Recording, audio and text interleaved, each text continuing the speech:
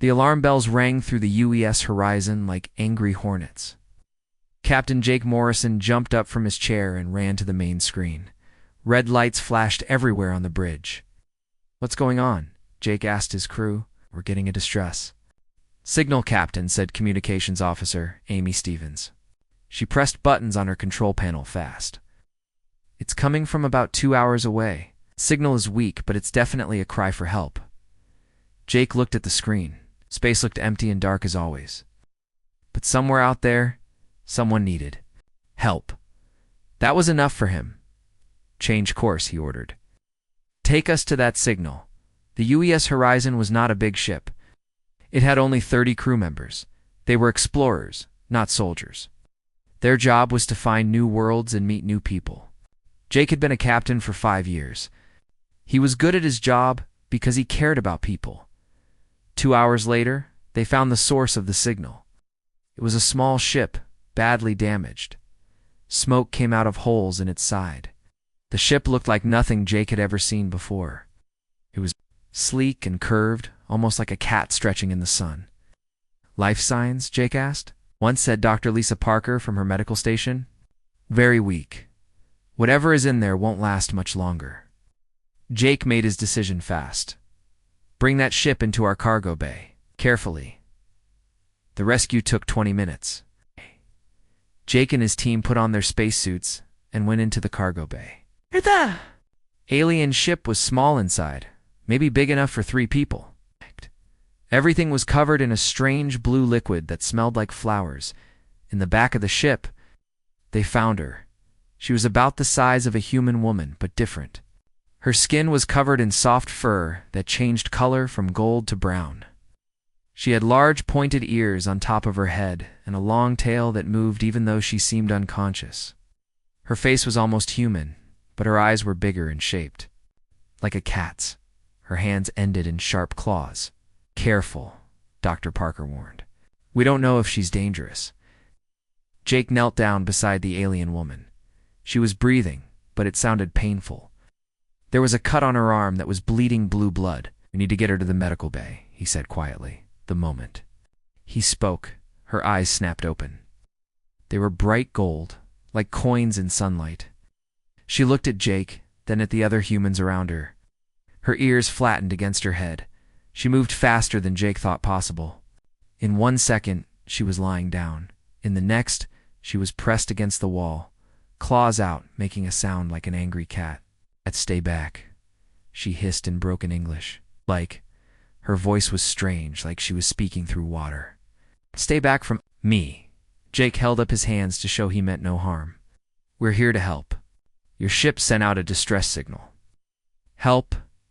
She laughed, but it was not a happy sound. "I do not need help from humans. Adam Kairoth, I am strong." Act. Dr. Parker stepped forward with her medical scanner. "You're hurt. Let me check your wounds."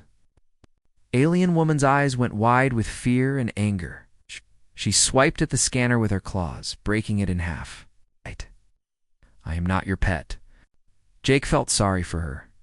She was scared and hurt and alone. He knew that feeling. Nobody said you were a pet. You're a person. We want to help people. She looked at him with those golden eyes. Something in his voice seemed to calm her a little. You do not want to cage me?" "No," Jake said firmly. "We don't cage people. We help them." For a long moment, nobody moved.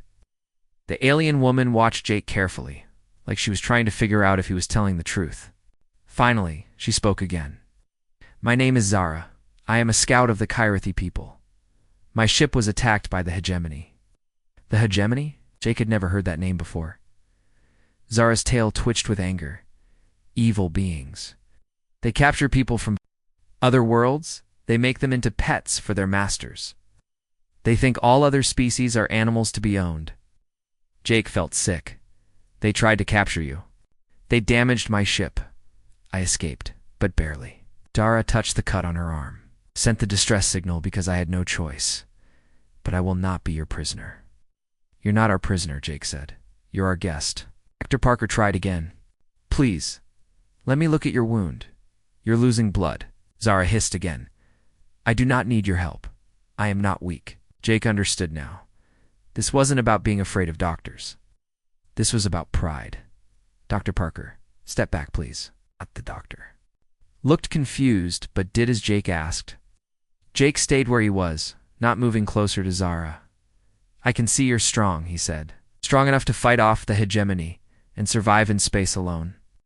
But even strong people need food and a place to rest. We can give you that? Zara's ears twitched. You would, ... give me food? Without asking for anything? That's what people do, Jake said. They help each other. I am not people. I am Karathi. You're a person to me. Zara stared at him for a long time. Jake waited. He had learned that sometimes the best thing to do was just wait and let people make their own choices. I will accept food, she said finally, and a place to rest, but only until my strength returns. Deal, Jake said. Amy, can you show Zara to the empty quarters in Section C? Amy Stevens nodded and stepped forward slowly. Zara watched her but didn't attack. This way, Amy said softly as they walked toward the door. Zara looked back at Jake. You were different from what I expected, human. What did you expect? The hegemony told us that humans were weak and stupid. They said you would be easy to turn into pets. Jake felt a chill. The hegemony knows about humans. They know about everyone, Zara said, and they are coming for you. After Zara left with Amy, Jake stood alone in the cargo bay. He looked at the damaged alien ship and thought about what she had said. Somewhere out there was an enemy that wanted to turn humans into pets. And now they had found the only survivor of a people who had been fighting that enemy. Dr. Parker came back into the cargo bay. Captain, I'm worried about her. She's hurt worse than she wants to admit. I know, Jake said. But we can't force her to accept help. We have to earn her trust first. How do we do that? Jake looked at the alien ship again. By treating her like what she is, a person who deserves respect. That night, Jake couldn't sleep. Walked through the ship, checking on his crew. When he passed the section where Zara was staying, he saw a light coming from under her door. Was awake too. Tomorrow, he would try to learn more about the Kairothea and this hegemony threat. But tonight, he just hoped that for the first time in who knows how long, Zara felt safe. In her quarters, Zara sat by the small window looking out. At the stars, she touched the bandage she had finally put on her arm. The human captain had been kind to her. She had not expected kindness from aliens. Maybe she thought not all species were like the hegemony. Maybe some could be trusted, but trust was a dangerous thing. And Zara had learned long ago that the only person she could truly count on was herself. 3 days passed on the UES horizon. Zara stayed in her quarters most of the time. She only came out when she was sure no humans were around. The crew tried to be friendly, but she ran away whenever they got too close. Jake noticed that she only ate the food when he brought it to her door personally. If anyone else tried to help her, she would not touch it. This made him curious. On the 4th day, Jake decided to try something different. Instead of just leaving food and walking away, he sat down outside her door. Zara, he called softly. I brought you dinner. Mind if I sit here for a while? There was silence. Then he heard her voice through the door. Why do you sit there, human? My name is Jake, he said. I sit here because I want to learn about your people. The Kairothi sound interesting. How more? Silence. Then the door opened a crack. One golden eye looked out at him. You want to learn about us? Yes, if you want to tell me. The door opened wider. Zara stepped out, but she stayed close to the wall. She looked ready to run at any moment. What do you want to know? Jake smiled. Everything. What is your homeworld like? For the first time since he met her, Zara's face changed. Her ears perked up and her tail moved in a happy way. Kairothi Prime is beautiful. We have tall silver trees that sing in the wind. The sky is purple, and we have 2 moons. That sounds amazing, Jake said. What do the Karathi do there? We are hunters and scouts, Zara said with pride. We can move without making sound. We can see in the dark. We can smell danger from far away. That's why you're so good at hiding on my ship, Jake said. Zara looked surprised. You knew I was moving around at night, I guessed. You're very quiet, but not silent. And you left a few signs. Jake pointed 2 tiny claw marks on the wall. You've been exploring? Zara's ears went flat. She looked embarrassed. I needed to know if this was a trap. And what did you decide? You are not like the hegemony, she said quietly. It would have put me in a cage by now. Jake felt good about that. Tell me about the hegemony. What do they want? Zara's whole body tensed up. Her claws came out. They want to own everyone. They think other species are animals to be kept as pets. They have attacked dozens of worlds.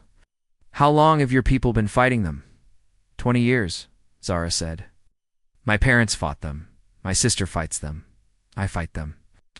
Sister. Pain crossed Zara's face.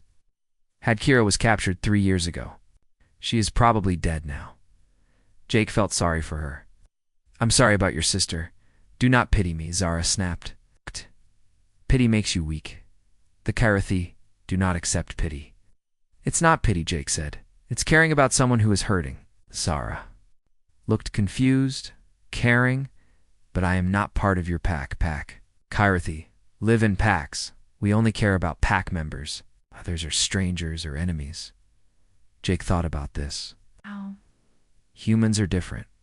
We can care about people even if we just met them. That seems dangerous, Zara said. How do you know who to trust? We don't always, Jake admitted. Sometimes we get hurt. But we keep trying anyway. Zara's tail twitched. Strange species. Humans. The next day, something happened that changed everything. The ship's main engine started making bad noises. Jake and his engineering team went to fix it, but they found a big problem.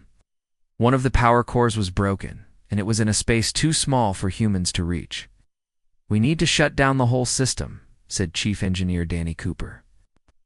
Will take us 2 days to take apart the engine and fix it. We don't have 2 days, Jake said. We're supposed to meet the supply ship tomorrow. Then we're stuck, Captain. No human can fit in that space. Jake was about to give up when he heard a voice behind him. I can fit. Everyone turned around. Zara stood in the doorway of the engine room. She had been listening. Zara, this is dangerous work, Jake said. You could get hurt. I'm not weak. She said firmly. I can do this. Danny looked at Jake. Captain, she's right. She's small enough to fit. And if she has good reflexes. I have very good reflexes, Zara said. Better than humans. Jake didn't want to put her in danger, but they really did need help. Are you sure? I am sure. But I am not doing this to help you, Zara said quickly. I am doing this to prove that Karathi are superior to humans. Jake smiled, was starting to understand how Zara thought. She couldn't ask for help, and she couldn't admit she wanted to help. But she could prove she was better than everyone else. Of course, he said. Danny, show her what needs to be done. It took Zara 15 minutes to do what would have taken the human crew 6 hours. She moved through the tight spaces like water, her claws perfect for gripping the small parts. When she came out, she was dirty but proud. Karathi engineering is better than this, she said, wiping grease off her hands. Its design is clumsy.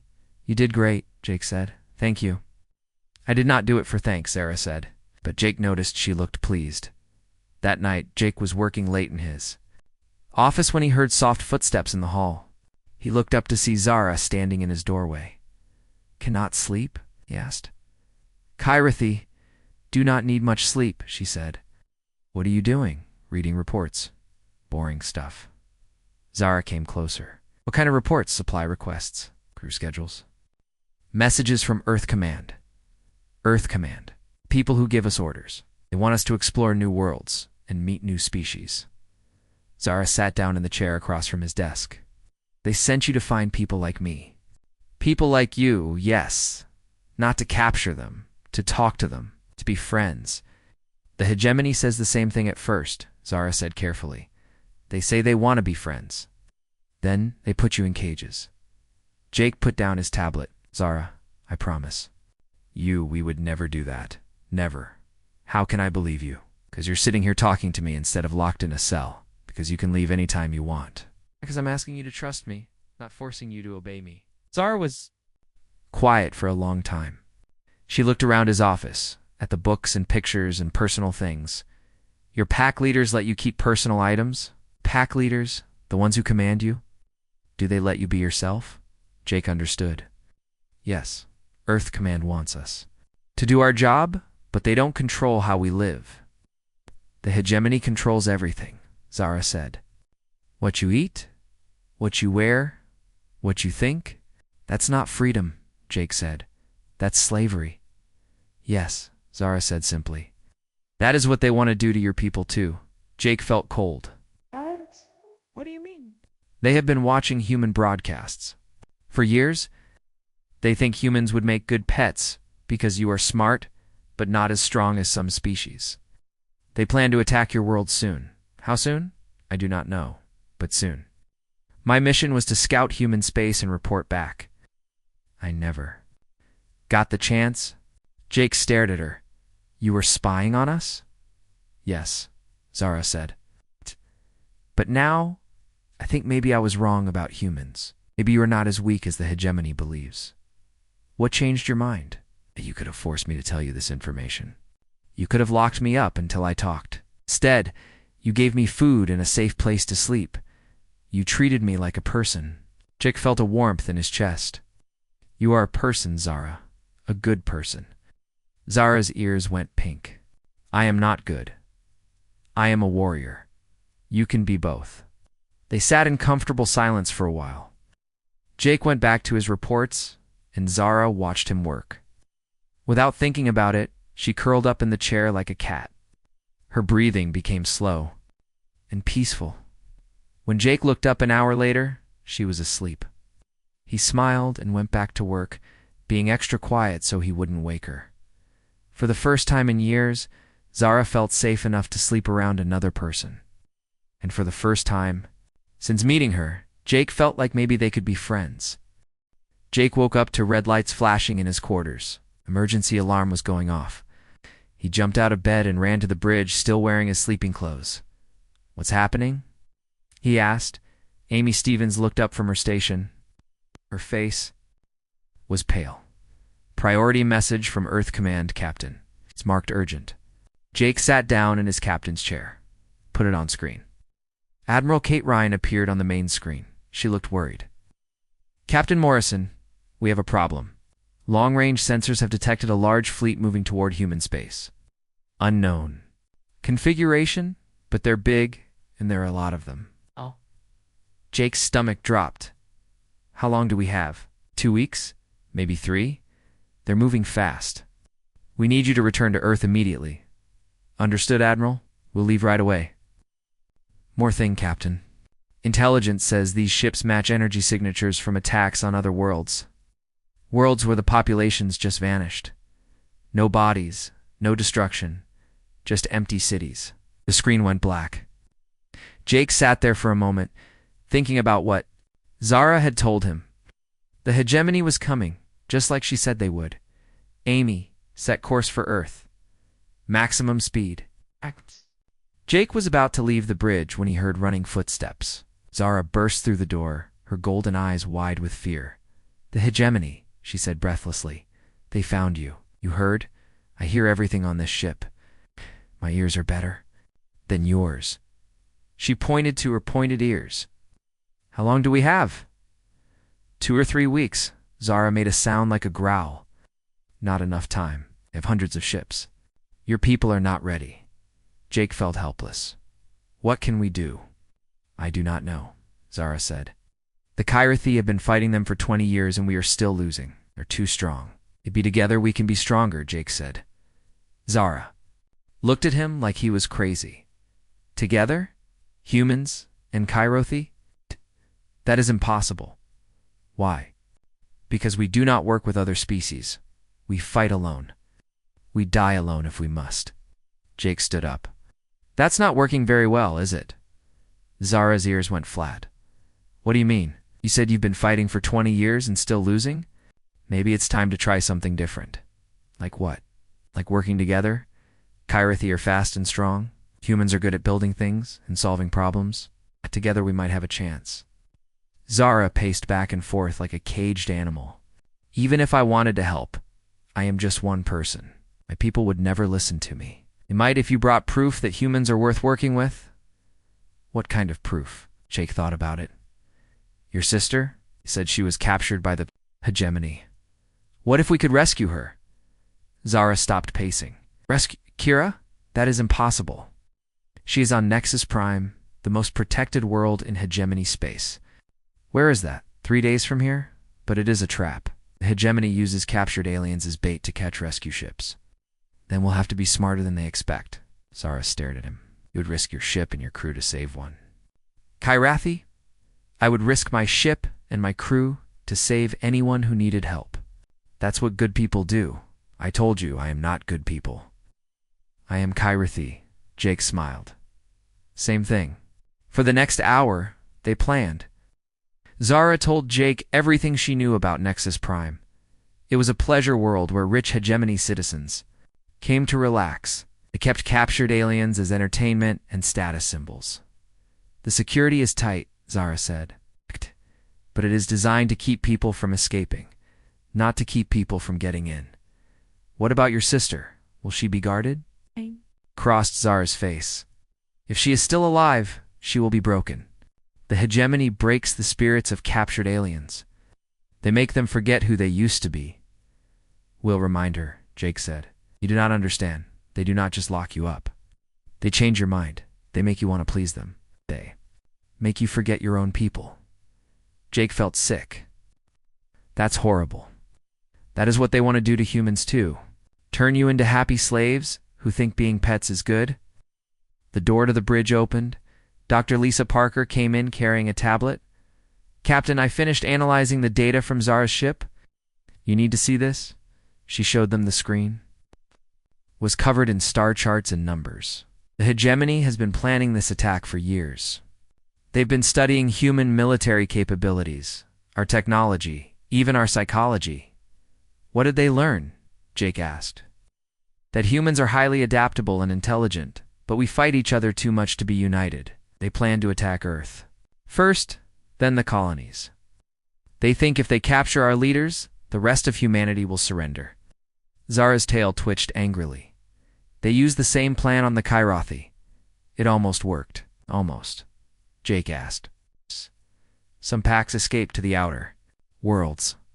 We have been fighting back ever since. But we are few, and they are many. Jake made a decision. Then we need to even the odds. Amy, change course. We're going to Nexus Prime.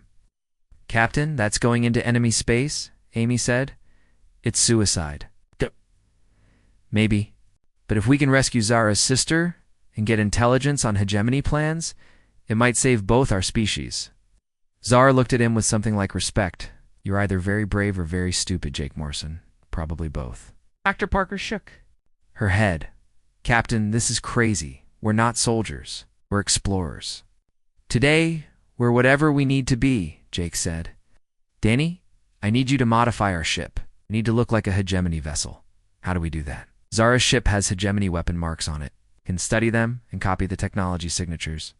Make it look like we're delivering supplies. That might work, Zara said slowly. But what about your crew? They look human. We'll have to be creative about that too. For the next 2 days, they worked non-stop. Danny and his team modified the ship's hull to look damaged by hegemony weapons. They changed the energy signature to match hegemony ships. Lisa worked on disguises that would make the human crew look like other species. Zara helped with everything. She showed them how hegemony technology worked. She taught them words in the hegemony language. She even helped design the fake cargo they would claim to be delivering. Jake noticed that she was different now. She still said she was not helping, just proving Kyrathi's superiority, but she worked harder than anyone. She stayed up all night making sure every detail was perfect. Why are you really doing this? He asked her one evening. They were alone in the cargo bay, checking the fake supplies. Zara was adjusting a crate to make it look more authentic. I told you. To prove that Kyrathi are better than humans. I don't think that's the real reason. Zara's hand stopped moving. Dara's. What do you think the real reason is? Dada. I think you want to save your sister. I think you're starting to care about what happens to my people too. I do not care about humans, Zara said quickly. You are not my pack. Then why did you tell me about the hegemony attack? But you could have kept quiet and let them surprise us. Zara was quiet for a long time. I do not know, she said finally. Maybe because you gave me food when I was hungry. Maybe because you did not put me in a cage. Maybe because you treat me like a person instead of an animal. Or maybe because you're a good person who doesn't want to see innocent people hurt. I am not good, Zara said. I am a warrior. You can be both. Zara looked at him with her golden eyes. If we do this, if we try to rescue Kira, we will probably die. Probably. You are willing to do this for someone you have never met. Yes, why? Jake.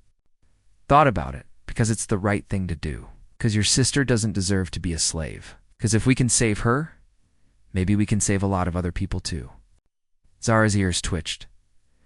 You are a strange human, Jake Morrison. I'm just a human, Zara. We're all strange sometimes. That night, Jake couldn't sleep again. He walked through the ship, checking on the preparations. When he passed Zara's quarters, he saw that her door was open. She was sitting by her window looking out at the stars. Can't sleep either? He asked. I keep thinking about Kira. What if she does not remember me? What if she does not want to be rescued? Jake sat down beside her. Then we'll help her remember. We'll give her time to heal. The hegemony are experts at breaking minds. They might have destroyed everything that made her Karathi. Then we'll help her find herself again. People are stronger than you think. Zara looked at him. Even if this works, even if we save her, my people still might not work with yours. The Karathi are proud. We do not trust easily. Then we'll prove. We're worth trusting. And if we fail? Jake was quiet for a moment. Then at least we tried to do something good. Zara's tail curled around her legs. I have never met anyone like you, Jake Morrison. You risk everything for people you barely know. That's what friends do. Friend Zara repeated the word like she was tasting it. Is that what we are? I hope so. They sat in comfortable silence. Watching the stars? Tomorrow, they would reach Nexus Prime. Tomorrow, they would either save Zara's sister or die trying. But tonight, they were just two people from different worlds, hoping to do something good. Nexus Prime looked like a jewel floating in space. The planet was covered in beautiful cities with tall towers that sparkled in the light of 3 suns. But Jake knew that under all that beauty, terrible things were happening. There Zara pointed. At the main screen, the entertainment district. That is where they keep the captured aliens. Jake studied the planet's surface. Everything looked peaceful from space, but he could see the massive defense stations orbiting the world. How do we get past those weapons? We do not try to fight them, Zara said. We pretend to belong here. The plan was simple but dangerous. They would land at the main spaceport, claiming to deliver luxury goods. Jake and a small team would go into the city while Zara stayed hidden on the ship. Once they found Kira, Zara would help with the rescue. Remember, Zara said to Jake before they landed, do not look anyone in the eyes for too long. Act like you think you are better than everyone else? That is how hegemony citizens behave. Dr. Lisa Parker had done a good job with the disguises. The human crew members now looked like different alien species using makeup, fake ears, and special contact lenses. Jake was supposed to be a wealthy trader from a distant world. The spaceport was huge and busy. Aliens from dozens of different worlds walked around carrying boxes and bags. Most of them looked sad and tired. Jake realized these were probably slaves being moved from place to place. Papers, said a hegemony guard at the entrance gate. He was tall and gray with 4 arms and no hair. His uniform was covered in medals and badges. Jake handed over the fake documents Danny had made. Delivering rare crystals to Lord Vex. He is expecting us. The guard looked at the papers for a long time. Jake tried not to sweat. If their disguises did not work, they would all be captured or killed. Everything looks correct, the guard said. Finally, proceed to Warehouse 7. They walked through the spaceport, trying to look casual. Jake saw things that made him angry. Alien beings in chains being loaded onto ships. Children from different worlds being sold like animals. But he had to stay calm. Getting angry would not help Kira. There whispered Amy Stevens, who was disguised as a blue-skinned alien. The entertainment complex. The building was enormous, and made of black stone. Music and laughter came from inside, but Jake thought it sounded fake and hollow. Rich hegemony citizens went in and out wearing expensive clothes and jewelry. "How do we get inside?" asked Danny Cooper, who now looked like a reptile person. "We buy tickets like everyone else," Jake said. "Act like wealthy tourists." The ticket seller was a small green alien who smiled too much.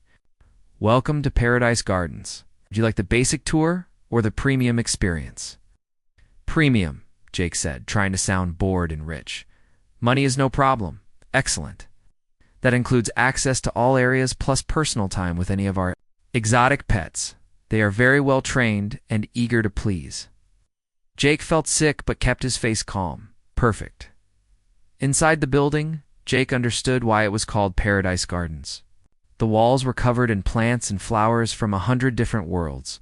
Waterfalls flowed down from the ceiling. The air smelled like sweet perfume, but the aliens on display made Jake's heart break. They were kept in beautiful rooms behind clear walls like animals in a zoo. Some played music, others danced, and some just sat quietly while visitors stared at them. "Look," Amy whispered.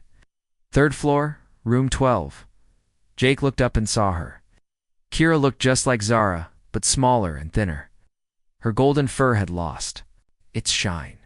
She was wearing a pretty dress and sitting perfectly still while a group of hegemony tourists watched her and took pictures. "How do we get her out?" Danny asked. "I have an idea," Jake said, "but it is risky." Jake walked up to the guard at the stairs. "I want to meet the Carathie on the third floor. I'm thinking of buying one for my collection." The guard smiled.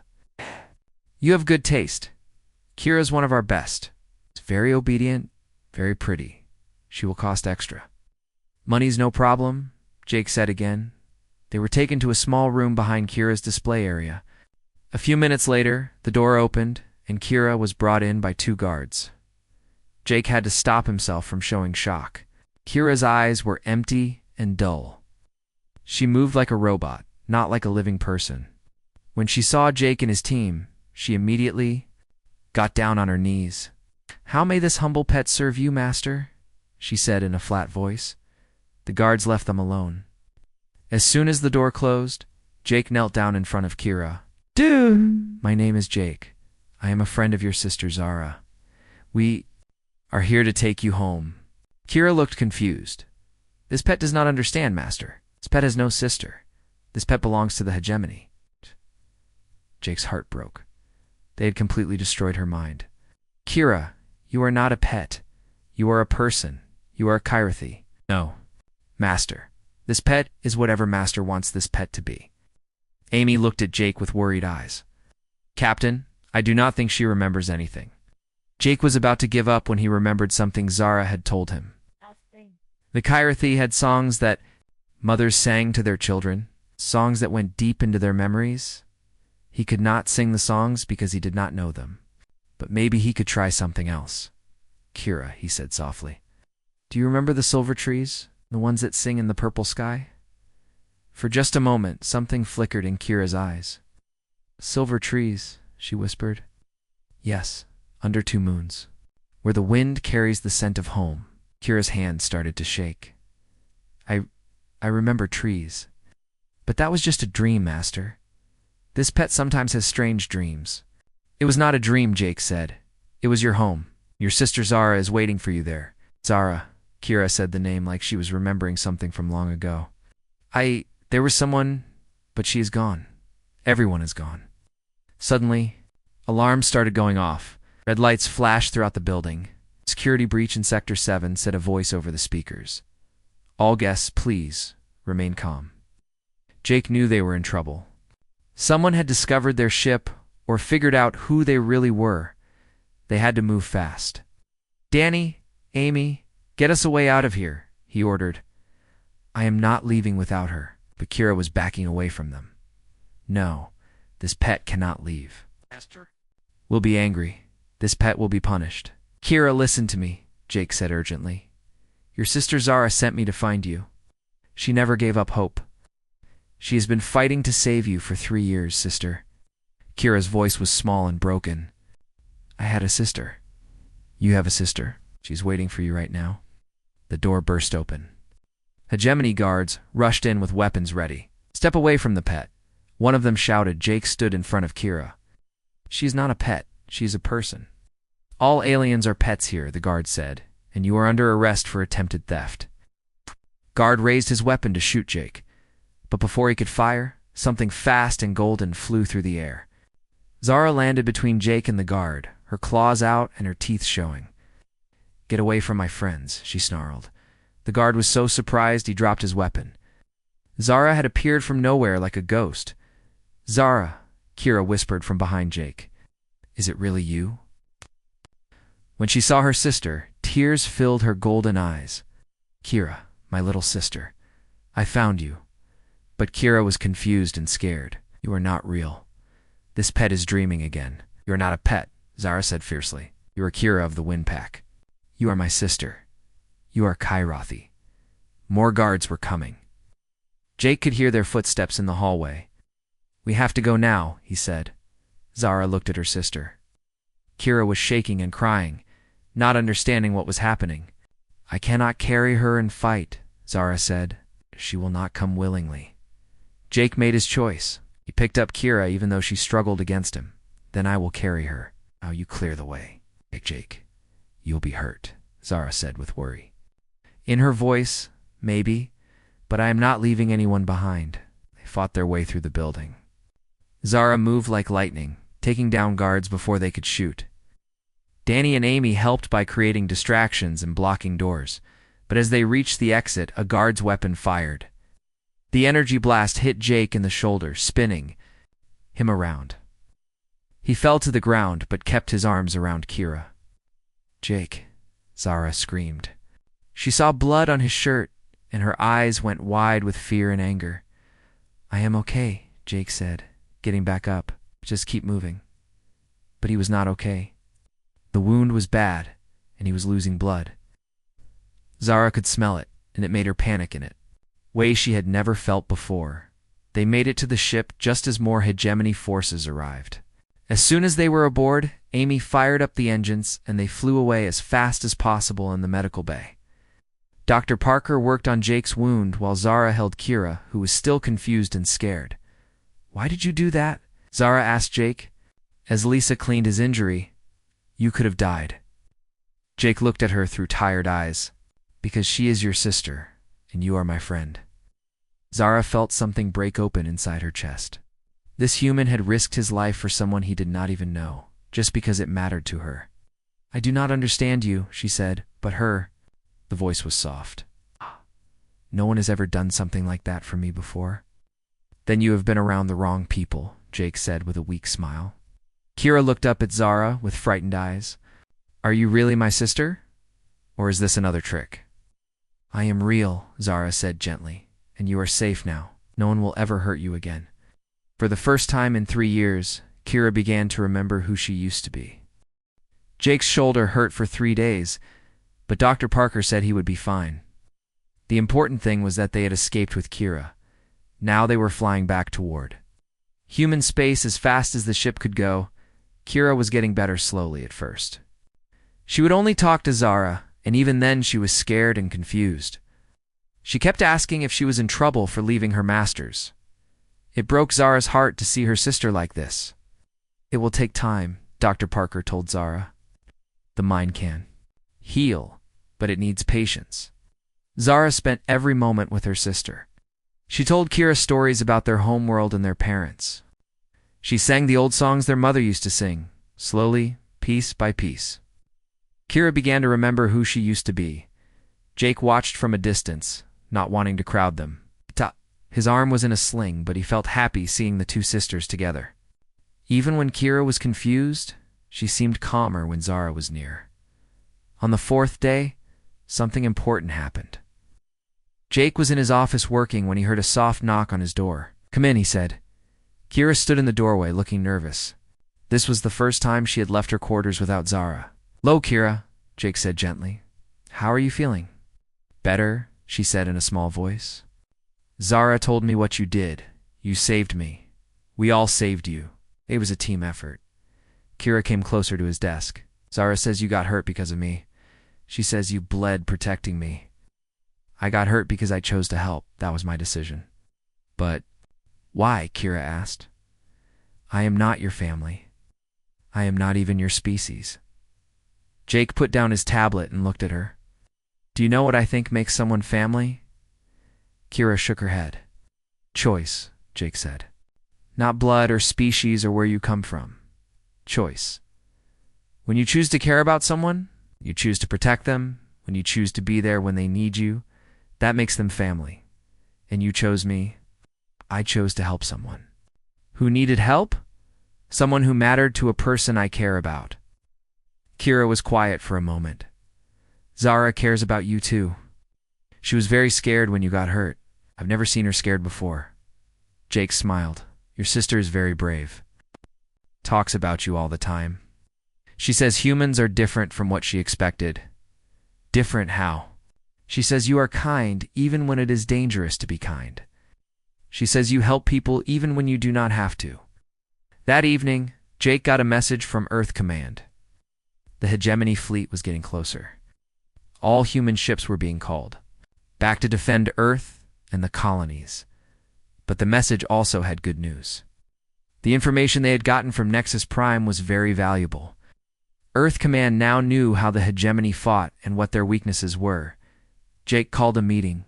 With his senior crew and the two sisters, we have a choice to make, he told them. We can go straight back to Earth and help with the defense. Or we can try something else. What kind of something else? Amy asked. Jake looked at Zara. We could go to the Kyrathi homeworlds. Try to convince them to work with us against the hegemony. Zara's ears went flat. My people will not listen. They do not trust other species. They might listen to you, Jake said. You have proof now that humans can be trusted. You're rescued. Your sister with human help. I rescued my sister, Zara said quickly. Humans just helped a little. Jake smiled. Of course. Maybe that is exactly what your people need to hear. That humans can help without taking over. Kira spoke up quietly. The hegemony will attack the Kyrathi worlds too. They told me so when I was their prisoner. They plan to enslave everyone. Zara looked at her sister with surprise. You remember? That I remember more each day. The hegemony leaders talked in front of me like I was not there. They said humans were just the beginning. They want to own every species in the galaxy. Jake felt cold. We need to stop them, and we cannot do it alone. 2 days later, they reached the edge of Kyrathi space. 3 Kyrathi warships immediately surrounded them, weapons ready. This is Pack Leader Rex of the Silver Claw, came a voice over the radio. Identify yourselves or be destroyed. This is Zara of the Wind Pack, Zara replied. I have important information about the hegemony. There was a long pause. Zara, were declared dead 3 years ago. I am alive. And I have my sister Kira. With me, we need to speak to the High Council. Impossible. You travel with humans. Humans are not permitted in Kyrathi space.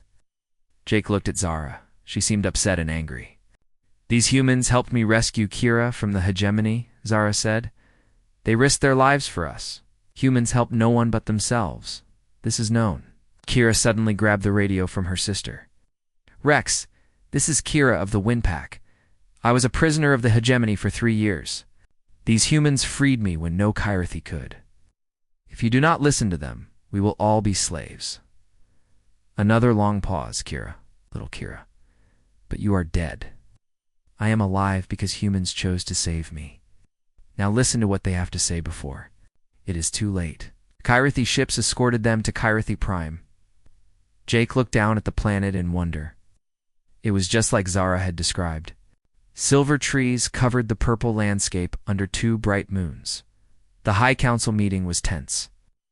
12 Kyrathi Pack leaders sat in a circle looking at Jake and his crew with suspicion. Zara and Kira stood beside the humans, which seemed to shock the other Kyrathi. You bring aliens to our sacred council chamber? Said an old female with silver fur. This is an insult. This is a necessity, Zara replied firmly. The hegemony comes with a fleet of 1,000 ships. They will enslave humans first, then us, then everyone else. Alone we cannot stop them. Together, we might have a chance. Kyrathi fight alone, said another council member. We do not need help from weak species. Jake stepped forward. With respect, fighting alone is not working. You have been at war for 20 years. and you are still losing ground."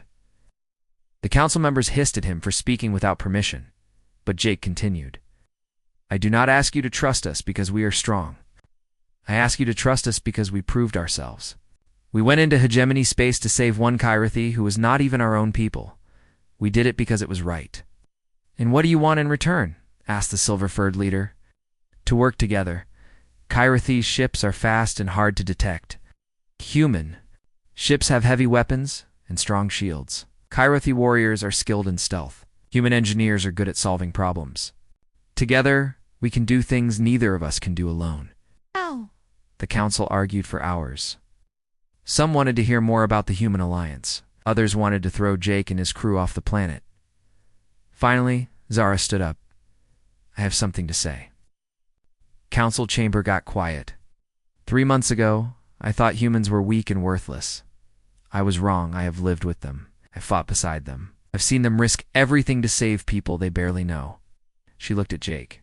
"This human got wounded protecting my sister. Not because he had to. It's not because someone ordered him to. Because he chose to care about someone who is not his species." Zara's voice got stronger.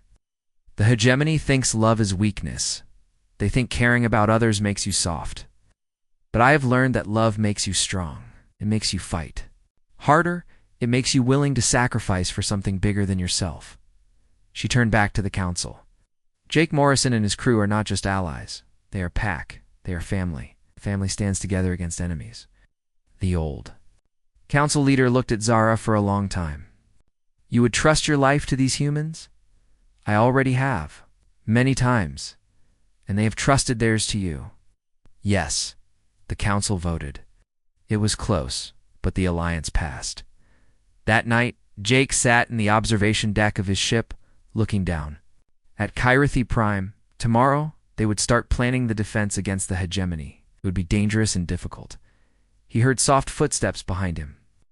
Zara came into the room, moving quietly like always. But instead of sitting in a chair, she climbed onto his lap and curled up against his chest like a cat seeking warmth. Jake looked down at her in surprise. "Zara." She glared up at him with mock anger, but her golden eyes were warm. "I'm not your pet," she hissed, but her tone was playful. "Of course not," Jake said, gently stroking her hair. "Your family," Zara began to purr, a deep rumbling sound that Jake had never heard before. "I'm not leaving," she said firmly. "This is my pack now." Jake smiled, understanding that Zara was not abandoning her people, but choosing to bridge two worlds. "Then we face whatever comes together." "Together," Zara agreed. Outside the window, the stars stretched into infinity. Somewhere out there, the hegemony fleet was coming. But for the first time since this all began, Jake felt hope. They had something the hegemony did not understand. They had chosen family. They had love strong enough to cross the space between worlds. And that, Jake thought, as Zara fell asleep in his arms, might just be enough to save everyone.